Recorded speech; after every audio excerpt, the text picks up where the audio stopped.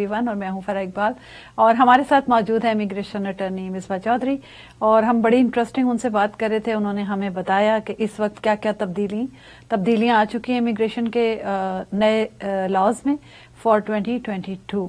तो मिसबा चौधरी को वापस वेलकम करते हैं प्रोग्राम में। जी मिसबा, अच्छा मैं आपसे ये पूछना चाह रही थी, आपने बड़ी इंटरेस्टिंग सी एक्साइटिंग सी न्यूज ये दे दी है सबको।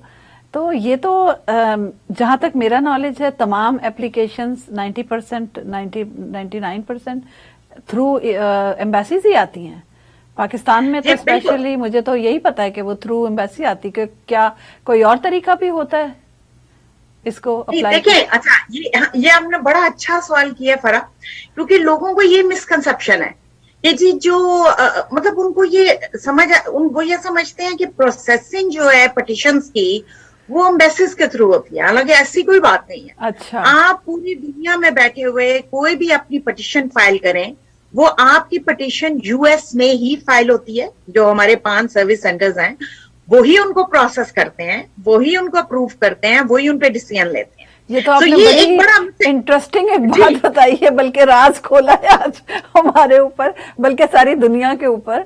तो इसका मतलब है वो घर बैठ के खुद ही वीजे के लिए अप्लाई कर सकते हैं? नहीं, वो देखें, अगर उनको ऑनलाइन अप्लाई करना है, विजिट वीजे की मैं बात करी, जी जी, उनको करना डिपार्टमेंट ऑफ स्टेट के थ्रू अप्लाई करना है, बिकॉज वो लोग यूएस में नहीं बैठे हुए हैं, वो लोग यूएस से बाहर बैठे हुए हैं। और ये सिर्फ मैं विजिट वीजे की बात कर रही हूँ जिसमें खुद एप्लीकेंट अपने लिए अप्लाई कर रहे हैं। बिल्कुल। तो उन्होंने एक प्रोसेस उसको इजी किया जिसको डीएस फॉर्म्स हम कहते हैं कि जी डीएस 160 जो है, आप ऐसा करेंगे कि खुद अप्लाई कर दें, आप ऑनलाइन अप्लाई कीजिए कॉन्सुलेट्स के साथ, एम्बेसीज के साथ, और अपनी वीजा अपॉइंटमेंट लीजिए। उनका एक प्रोसेस है जिसको फॉलो करना होता है, दैट इज देयर। उसके अलावा कोई भी किस्म की पिटिशन है, फैमिली बेस्ड पिटिशन, आपकी एम्प्लॉयमेंट बेस्ड पिटिशन, आपके और किस्म के जो वर्क वीजास हैं, everything is processed in US. और लोगों को ये कॉन्सेप्ट समझ नहीं आती, उनका प्रोसेस इधर होता है आपके। इसीलिए इधर के अटर्नीज जो इमिग्रेशन अटर्नीज बैठे हुए हैं वो दुनिया में कहीं और नहीं बैठे होते, वो अमेरिका में ही बैठे हैं। और अगर कोई क्लेम भी ये करता है ना कि जी हम तो किसी और मुल्क में बैठे हुए हैं, हम यूएस इमिग्रेशन अटर्नीज हैं, दे आर नॉट, बिकॉज उन्होंने जो भी प्रोसेस करना है वो अमेरिका में बैठे हुए करना है। और उसके बाद आप डील करते हैं। एक दफा जब डिपार्टमेंट ऑफ होमलैंड सिक्योरिटी आपके वीजे को प्रोसेस कर देता है, आपकी पिटिशंस को प्रोसेस कर देता है, वीजा नहीं कहना चाहिए उसको, पिटिशंस को और एप्लीकेशंस को प्रोसेस करता है। उसके बाद सेकंड स्टेप ये आता है कि जो वीजा प्रोसेसिंग है वो कॉन्सुलेट्स या एम्बेसीज के थ्रू होती है उन लोगों के लिए जो कि बाहर की दुनिया में बैठे हुए हैं, जो कि अभी अमेरिका में मौजूद नहीं है। उन लोगों की पिटिशंस, उन लोगों का जो वीजा स्टैंपिंग है वो कॉन्सुलेट्स और एम्बेसीज के थ्रू उनकी वीजा स्टैंपिंग होकर वो यूएस में एंटर होते हैं। अब वो जो वीजा स्टैंपिंग का प्रोसेस है जिसको हम इंटरव्यू भी कहते हैं, उसको वीजा इंटरव्यू को 2022 में गवर्नमेंट ने वेव कर दिया। जी बिल्कुल, उन्होंने कहा कि जी हम इंटरव्यूज नहीं लेंगे। और उसके बहुत सारे उसके पीछे फैक्टर्स इन्वॉल्व हैं।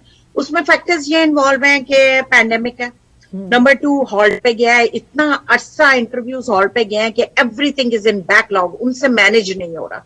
नंबर 3 ये कि देखें, बहुत बड़ी बात ये है, और ये हमारी, मैं समझती हूँ कि इस चीज को समझना हम लोगों के लिए बहुत जरूरत है कि हमें अमेरिका में इस वक्त इंटरनेशनल या फॉरेन वर्क फोर्स की कितनी जरूरत है। We really need them. और गवर्नमेंट इस चीज को एट ईज कर रही है कि जी वो लोग जो वर्क वीजास पे यूएस में एंटर होना चाहते हैं या जो उनसे कंपनीज उनको हायर कर रही हैं, कंपनीज ने उनको पिटिशन किया और वो यूएस में आ रहे हैं, तो उनके लिए इस प्रोसेस को ईजी किया जाए। जो बीच में ऑलरेडी इतना टाइम वेस्ट हुआ है वो टाइम वेस्ट ना हो कि जो लोग हॉल्ट पे गए हुए हैं, इंटरव्यूज नहीं हो रहे हैं, बैकलॉग में चले गए हैं, लोग कई कई महीनों से बैठे हुए इंटरव्यूज का इंतजार कर रहे हैं, जिस दौरान उनके वीजा पिटिशन ही खत्म हो गई हैं, अप्रूवल्स इधर। सो इस सिस्टम को ओवरऑल करने के लिए ओवरकम ये प्रोसेस इंट्रोड्यूस कराया गया, which I think so is a wonderful thing. It is. यहाँ मुझे हंसी इसलिए आ रही थी कि यहाँ की जो लेबर क्लास है वो फ्रंट हो चुकी है, वो they don't want to work anymore. बिल्कुल। और मैं जी यहाँ कोई काम करने को तैयार नहीं, कोई काम करने को तैयार नहीं। क्या हालात। बिल्कुल, तो अभी उन्हें नया लेबर फ्रंट लाना पड़ेगा, उसके बगैर गुजारा नहीं। बिल्कुल, मैं ये कहती हूँ इधर पता नहीं समझ नहीं आ रही इस सबको क्या प्रॉब्लम हो गया, नवंबर के महीने में अच्छा, हमारे साथ 4 लाख बंदे ने जॉब छोड़ दी है। एक कॉलर हैं, फिर हम इस पर मजीद बात करेंगे, वापस आएंगे इस पर। कॉलर से बात करते हैं जी। अस्सलाम वालेकुम, आप अस्सलाम वालेकुम जी। वालेकुम सलाम। मेरा नाम अमजद जी। आवाज आ रही है आपकी? जी जी, बताइए अमजद साहब, बोलिए। हेलो जी जी, आप बोलिए, आपकी आवाज आ रही है मुझे, आप बोलिए। हेलो आपकी आवाज आ रही है, आप बात कीजिए। कहाँ से बात कर रहे हैं आप? जी, मेरा नाम अमजद है, मैं न्यूयॉर्क से बात कर रहा हूँ। जी जी। मेरा सवाल यह है कि पाकिस्तान में यूएस एम्बेसी जो है वो सिबलिंग वीजे कब से प्रोसेस करने के ओपन कर रहे हैं? अच्छा, पाकिस्तान में यूएस एम्बेसी, इनको थोड़ा एक्सप्लेन कर दे जो आपने अभी बताया। जी जी बिल्कुल। ये सिबलिंग वीजा कैटेगरी ये कह रहे हैं कि बहन भाइयों के लिए जो वीजा प्रोसेस होता है, जो आपको पता है इनिशियली 10-11 साल वैसे ही लेता है, तो ज़ाहिर बैकलॉग में गया हुआ था। सिबलिंग कैटेगरी वीजा जो हॉल्ट किए हुए थे उन्होंने, वो बिल्कुल जी ओपन हो चुके हैं and we are receiving interview dates also. और आपको भी अनकरीब एज का मैं सर्व का हिसाब होता है कि क्या प्रायोरिटी डेट की, क्या प्रोसेसिंग टाइम है उनका, लेकिन यह है कि इंटरव्यूज उन्होंने कंडक्ट करने और इंटरव्यू स्केड्यूल करने उन्होंने स्टार्ट कर दिया। ठीक है अमजद साहब, आपको जवाब मिल गया, थैंक यू सो मच। अच्छा, इस एक्साइटमेंट में जो आपने इतनी अच्छी खबर सुना दी और बातचीत में, मैं ये अनाउंस करना भूल गई कि ये लाइव कॉल्स हम ले रहे हैं इसमें, इस प्रोग्राम में आप हमें कॉल कर सकते हैं। स्क्रीन पर हमारा नंबर आ रहा है, एक्सटेंशन 2 है, तो अगर आपका कोई सवाल है तो आप हमें कॉल कर सकते हैं। चलें वापस आते हैं उस लेबर के ऊपर के किस तरह लोगों ने काम करना बंद कर दिया है। तो ये भी एक बड़ी एस्टॉनिशिंग किस्म की सिचुएशन यहाँ क्रिएट हुई है कि पेंडेमिक की वजह से instead of working more, people don't want to work. जी हाँ। अच्छा, मेरे लिए भी ना ये बड़ा एक वो कहते नहीं है कि बड़ा कंफ्यूजन सी है। हाँ। कि पहले लोगों ने कहा कि जी पेंडेमिक आया, हम बाहर निकल के काम नहीं कर सक रहे जी, हमें काम नहीं करने दे रहे, बंद कर दिया हमें, ये वो वर्कफोर्स ऐसी चलेगी। उसके बाद अचानक लोगों को कुछ हुआ, मेरे ख्याल है उनको काम ना करने का शौक हो गया। उन्होंने कहा अच्छा जी मेरा ख्याल, हाँ, ये मेरा मैंने इसका तज्जिया किया थोड़ा सा और मैं इस नतीजे पर पहुंची कि घर में जो उन्होंने 1 साल गुजारा लॉकडाउन के दौरान और जो टाइम घर में गुजारा, तो उनको एहसास हुआ कि ये मेरी कोई डीप थिंकिंग है, समझ लें आप, कि इतना हम जो एफर्ट कर रहे हैं चीजों के लिए या भाग दौड़ कर रहे हैं, हमें इन रिटर्न उसके कुछ नहीं मिल रहा, काइंड ऑफ। तो वो इतना कम है वेजेस और इतना कम कि it's not comparable to the value which we are missing with the family with everything else. तो एक आदत सी हो गई उनको कम में गुजारा करने की, और उनको पता चल गया कि वो तमाम प्रायोरिटीज जो हमने बनाई हुई थी वो तो इम्पोर्टेंट ही नहीं है जिंदगी में। तो जिंदगी में तो 2 ही चीजें इम्पोर्टेंट है, खाना पीना और बस अपना एक घर वर होना चाहिए, अपनी फैमिली, राइट। लेकिन फरा ये भी देखिए ना कि खाना पीना और वो भी तो पैसे से ही आता है ना, राइट। सो बात मुझे ये लगता है कि जो अमेरिकन गवर्नमेंट उनको फैसिलिटीज प्रोवाइड की हैं, देखिए इधर के लोगों को जो facility, we are blessed people. मैं ये समझती हूँ कि इधर का जो सिस्टम है, economical system, welfare system, financial system, जो लोगों की सोशल लाइफ है, इट्स वेरी इजी, मैं समझती हूँ वेरी कंफर्टेबल। और गवर्नमेंट ने पैंडेमिक के दौरान जी उसको इतना ज्यादा इन लोगों को कंफर्ट्स दी, स्टिमुलस दे रहे हैं, पैसे दे रहे हैं, अनएम्प्लॉयमेंट मिल रही है, कि उन लोगों ने इस चीज को एटीज ले लिया कि अच्छा जी चलो ये तो घर बैठे आराम से हम आराम से खा सकते हैं। लेकिन बात ये है कि मुल्क की इकोनॉमी भी तो चलनी है ना, और मुल्क की इकोनॉमी वर्कफोर्स से चलती है। सो मैं ये समझती हूँ कि जहां कहीं भी कोई गैप आ रहा होता है तो उस गैप को फिल इन करना होता है। अब अगर वो गैप लोकल अमेरिकन क्रिएट कर रहे हैं तो पूरी दुनिया के लोगों के पास अपॉर्चुनिटी अवेलेबल है, तो वो यूएस में एंटर हो, और अमेरिकन गवर्नमेंट इस चीज को उनके लिए इजी बना रही है कि यूएस में एंटर हो, हमें वर्कफोर्स चाहिए, आप आए इधर काम करें, आप जिस फील्ड में बैठे हुए हैं, टेक्निकल फील्ड में है, प्रोफेशनल फील्ड में है, स्किल्ड वर्कर्स हैं, आप लेबरर्स हैं, सीजनल वर्कर्स हैं, आप आए, हमें आपकी जरूरत है, अब यूएस में आए, आप आके काम करें, हमारी इकोनॉमी को स्ट्रांग करें ताकि वो सर्कल में आए। और जैसे इकोनॉमी स्ट्रांग होती है, ज़ाहिर है वेलफेयर सिस्टम भी स्ट्रांग हो जाता है, और वो लोग जो कि अभी काम नहीं कर सकते, देखिए ये भी एक बहुत बड़ा फैक्टर है जो मैं समझती हूँ कि बहुत सारे लोग जो वर्क फोर्स में से हैं वो पैंडेमिक की वजह से डर के ड्यू टू मारे। The death, due to the death also, देखिए कितने 8 लाख बंदा मर गया अमेरिका। अच्छा, हमारे साथ एक So the और thing is कॉलर है, that- सॉरी मैं होल्ड करूंगी यहाँ पे, जरूर। कॉलर से बात करते हैं। जी अस्सलाम वालेकुम, आप ऑन एयर हैं। जी अस्सलाम वालेकुम। वालेकुम सलाम, आप बात कीजिए। जी मेरा नाम सलीम इकबाल। जी जी हेलो जी, आप कहाँ से कॉल कर रहे हैं? हेलो जी आप कहाँ से कॉल कर रहे हैं? जी अस्सलाम वालेकुम। वालेकुम सलाम। आप टीवी की आवाज बंद कर दीजिए और फोन हेलो। से बात करें। जी टीवी को बंद कर दें, फोन से बात करें। हेलो जी हेलो, आवाज आ रही है मुझे आपकी, आप फोन से बात कीजिए। टीवी में डिले आता है, तो अगर आप उसका वेट करेंगे तो वो डिले आवाज आएगी बहुत। बात कीजिए। हेलो, चले दूसरे कॉलर से बात करते हैं। अस्सलाम वालेकुम। जी वालेकुम सलाम, आप ऑन एयर हैं, बात कीजिए। हेलो जी बात कीजिए, आप ऑन एयर है। हेलो अस्सलाम वालेकुम। जी वालेकुम सलाम, मेरी आवाज आ रही है आपको? मेरी आवाज आ रही है आपको? जी आ रही है, आ रही है, आ रही है। आप बात कीजिए, सवाल पूछे आप। नहीं, जूबी को तो चाय बात कीजिए। हेलो जी हेलो, बात कीजिए। मेरे ख्याल है बहुत ज्यादा हेलो। कॉलर्स हैं। जी आप बात कीजिए। हेलो जी आवाज आ रही है? जी आ रही है, आ रही है, बात कीजिए। आप सवाल पूछिए अपना हेलो। सवाल। जी सवाल पूछिए आप।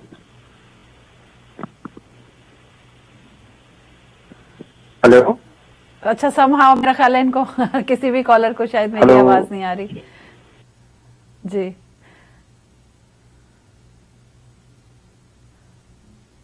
ड्रॉप हो गई। अच्छा ठीक है, ठीक है, ठीक है, दोबारा कर लीजिएगा। आप कॉल दोबारा कर लीजिएगा। आप मुझे आपकी आवाज आ रही थी, लेकिन आपको शायद मेरी आवाज नहीं आ रही थी। आप दोबारा ट्राई कर लीजिएगा। तो हम बात कर रहे थे, चलें ये तो हो गया हमारा है कि वो डर खौफ भी था उनके अंदर, और इसलिए भी उन्होंने, और ये वाकई एक हकीकत भी है कि आप अगर अभी भी देखें, जो कुछ डर निकला भी है, तो जिन लोगों ने काम किया वो अब हर जगह पे, आप एयरलाइंस का हाल देखें कि हर दूसरा बंदा जो है वो कोविड में मुब्तला हो गया है। तो अगर आप ओपन करते हैं तो ये मसला है बहुत बड़ा, ये फिर ये लेबर। बिल्कुल उस वजह से कंफ्यूजन से भी क्रिएट हुई है सोसाइटी में, जाहिर है। लेकिन मैं ये समझती हूँ कि इट्स वेरी इंपॉर्टेंट कि बाहर निकला जाए, काम किया जाए। और हम देखिए, हम कॉन्टिन्यूसली काम कर रहे हैं। हमारी मिसाल सबके सामने है। कॉन्टिन्यूसली अगर हम काम करना छोड़ दें, यहाँ इमिग्रेशन का सिस्टम जो उनसा है वो भी बैकलॉग में जाना शुरू हो जाए फर्दर। सो काम वैसे ही चल रहे हैं, पिटिशंस वैसे ही फाइल हो रही हैं, एप्लीकेशंस वैसे ही फाइल हो रही हैं, जिन लोगों के वीजा एप्लीकेशंस चल रही हैं वो वैसे ही चल रही हैं। तो ये नहीं होता कि काम रुक जाता है, हाँ उसकी नोयत बदल जाती है। लेकिन जिस चीज, जो गैप की मैं बात कर रही थी, कि जो गैप लोकली क्रिएट हो रहा है, उस गैप को इंटरनेशनल वर्कफोर्स के साथ यूएस गवर्नमेंट भरने की कोशिश करिए, which is a very good strategy. और मैं समझती हूँ कि पूरी दुनिया से स्किल्ड वर्कर्स, प्रोफेशनल्स, आपके technicians, technical help, unskilled workers, इन सब की जरूरत है अमेरिका में, और खपत है इनकी। ये नहीं हमारे कि साथ ये कॉलर इनको वापस आ चुके हैं। कॉलर से बात करते हैं। आपको हाँ वेलकम जी, अस्सलाम वालेकुम। जी वालेकुम सलाम, वेलकम करते हैं प्रोग्राम में।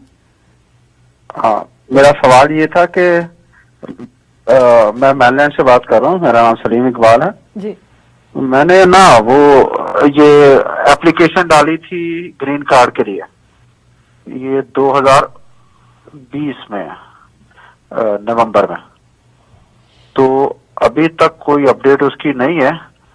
और मैंने ये पूछना था कि ये असाइलम बेस्ड था ग्रीन कार्ड का एप्लीकेशन।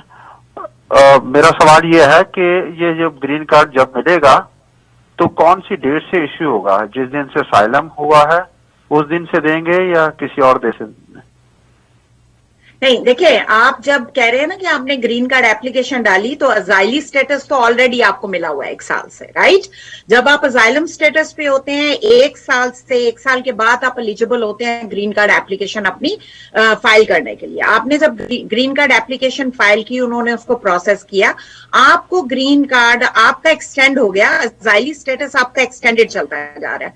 आपको ग्रीन कार्ड मिलेगा जब वो उसको प्रोसेस करके उसको अप्रूव करेंगे, उस दिन से आपको जो है ग्रीन कार्ड का स्टेटस आपको मिलेगा, but in the mean while आप अभी अजाइली स्टेटस में।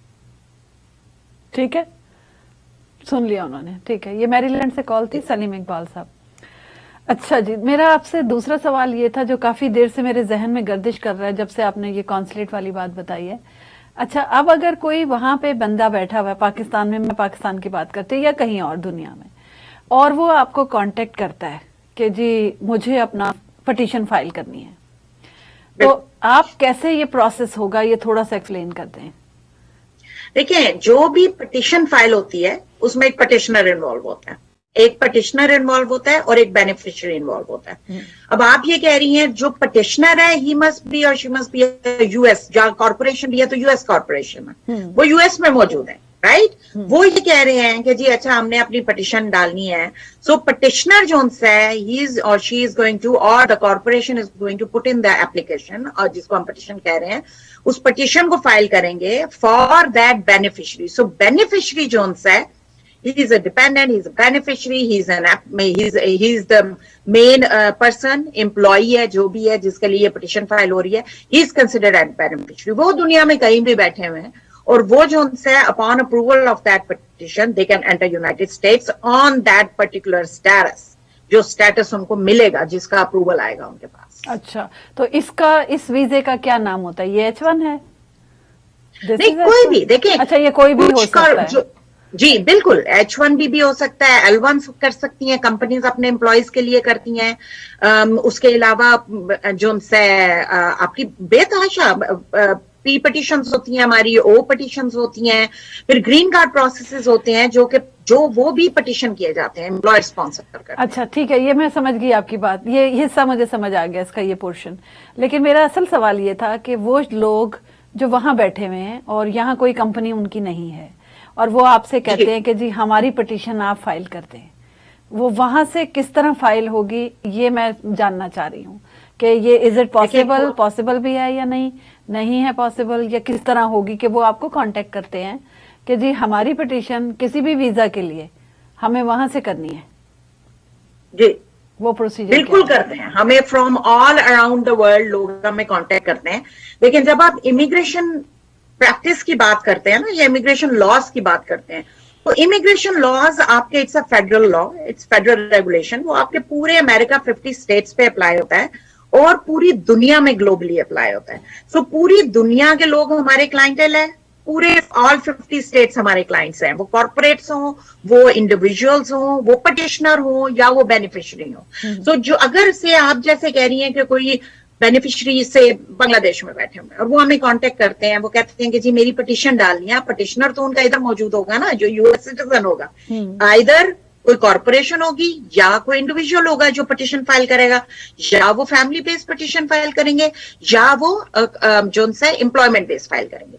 अगर वो पिटिशन नहीं है, जो मैं आपका सवाल समझ रही हूँ, अब उसका जवाब ये है, अगर वो पिटिशन नहीं है, they don't need a petition, वो अपने लिए फाइल कर रहे हैं, जैसे F1 है, स्टूडेंट वीजा है, जैसे M वीजा है, जैसे विजिट वीजे के लिए अप्लाई करते हैं, तो वो उनको हम कहते हैं एप्लीकेशन।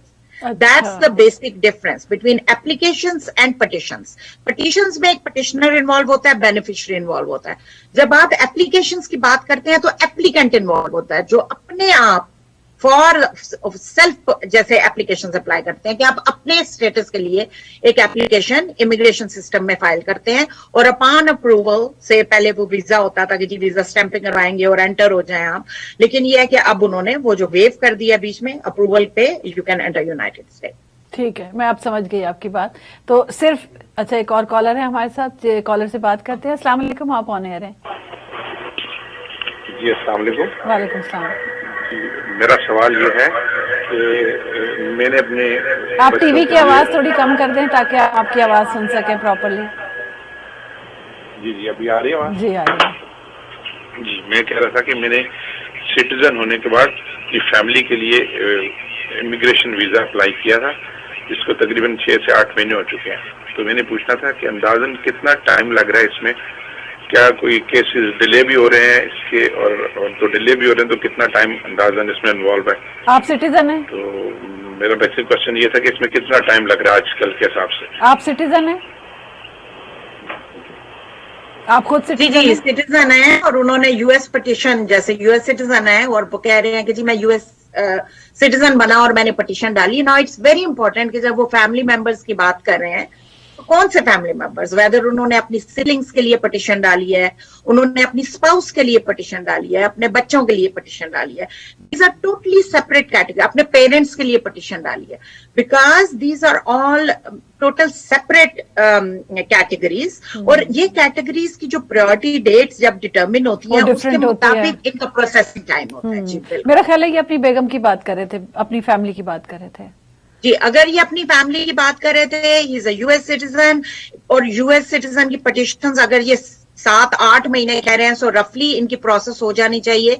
जो फर्स्ट स्टेज होता है family based petition, department of homeland security के साथ फाइल की जाती है, उसको प्रोसेस हो जाना चाहिए और इनका प्रोसेस आके एनवीसी में जाना चाहिए।